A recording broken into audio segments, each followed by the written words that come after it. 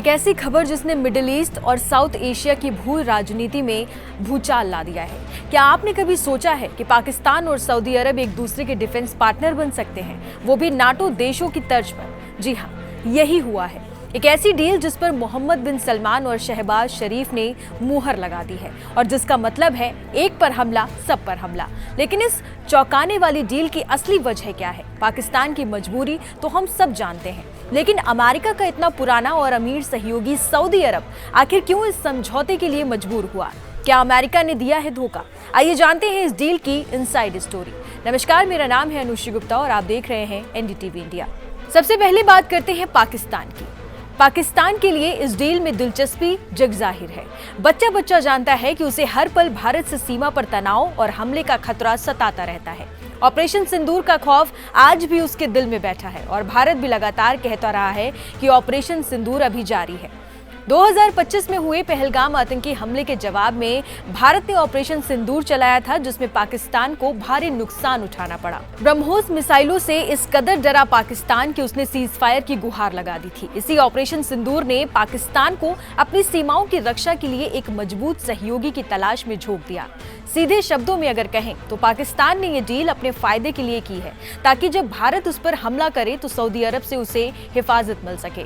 परमाणु हथियार संपन्न पाकिस्तान लंबे समय से सऊदी अरब का सैन्य साझेदार रहा है और सऊदी ने पाकिस्तान को आर्थिक सहायता भी प्रदान की है। तो पाकिस्तान का इरादा तो साफ है, भारत से बचाओ, लेकिन सऊदी अरब के लिए ये डील सिर्फ मजबूरी नहीं बल्कि एक सोची समझी चाल भी है। सूत्रों की माने तो सऊदी अरब को अब अमेरिका पर हमले जैसा भरोसा नहीं रहा। कहा जाता है कि ये समझौता अमेरिका की धोखेबाजी का नतीजा है। अमेरिका शुरू से चाहता है कि सऊदी अरब इजराइल के साथ अपने रिश्ते सामान्य करे, लेकिन सऊदी को अब अमेरिका की सुरक्षा गारंटी पर यकीन नहीं है। चलिए आपको 5 पॉइंट में समझाते हैं कि ये डिफेंस डील के पीछे सऊदी अरब इतना मजबूर क्यों हुआ। पहला पॉइंट, इजराइल का कतर की राजधानी दोहा में अटैक। दूसरा, ईरान से सऊदी अरब के तल्ख रिश्ते। तीसरा, अमेरिका की सुरक्षा गारंटी पर सऊदी को भरोसा नहीं। चौथा, पाकिस्तान का परमाणु संपन्न देश होना। पांचवा, इस्लामिक मुल्कों को एकजुट करना। सऊदी अरब की चिंता को और बढ़ाने वाली एक और घटना है इजराइल द्वारा कतर की राजधानी दोहा में हमास नेताओं पर किया गया हमला। ये रणनीतिक रक्षा समझौता दोहा हमले से ठीक बाद हुआ है। भले ही अमेरिका ने इस हवाई हमले की निंदा की, लेकिन उसने ठोस कदम नहीं उठाया। इसी वजह से सऊदी अरब को हमेशा ये डर सता रहा है कि कहीं इजराइल अपनी नजरें उस पर भी न गड़ा दे। वैसे भी क्राउन प्रिंस मोहम्मद बिन सलमान गाजा युद्ध को नरसंहार करार दे चुके हैं और सऊदी ने अक्सर इजराइल की आलोचना ही की है। ये थी पाकिस्तान और सऊदी अरब के बीच हुई इस ऐतिहासिक डिफेंस डील की पूरी कहानी।